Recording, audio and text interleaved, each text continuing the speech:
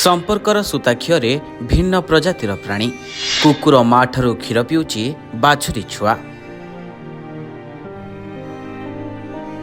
अजब हेले भी नियारा दृश्य समाज को शिखाउची संपर्कर महत्व। कहुए दुनिया रे सबुठारु दामी जिनिस हेउची मार ममता। आ मार ममता समस्त क्षेत्र में समान। से मनीष हेउ कि पशु, मार भल पाइबा समस्त क्षेत्र में सबुबेले समान।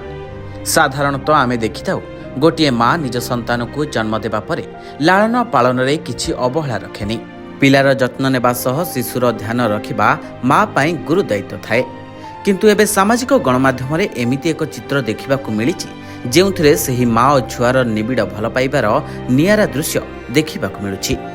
टिके भल करी देखि नियंतु ए चित्रटिको जेउथिरे दुई भिन्न प्रजातिर प्राणी एकाठी रहिछन्ति। आ माँ कुकुर ठारू आराम रे क्षीर पिउछि छुआ बाछुरी।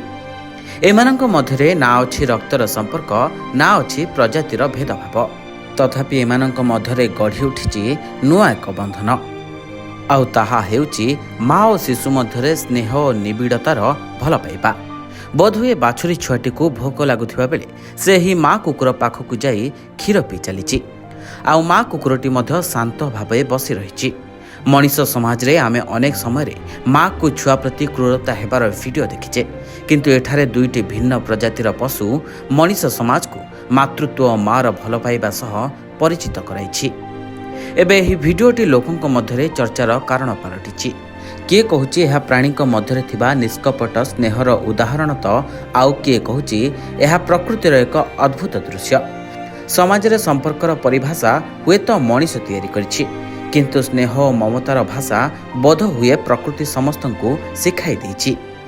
जेउथिपाई गोटिए कुकुर और गोटिए बाछुरी दुई भिन्न प्राणी हेबा सत्त्वे एही नियारा दृश्य और संपर्क एबे समस्तंक मन जिणुछि।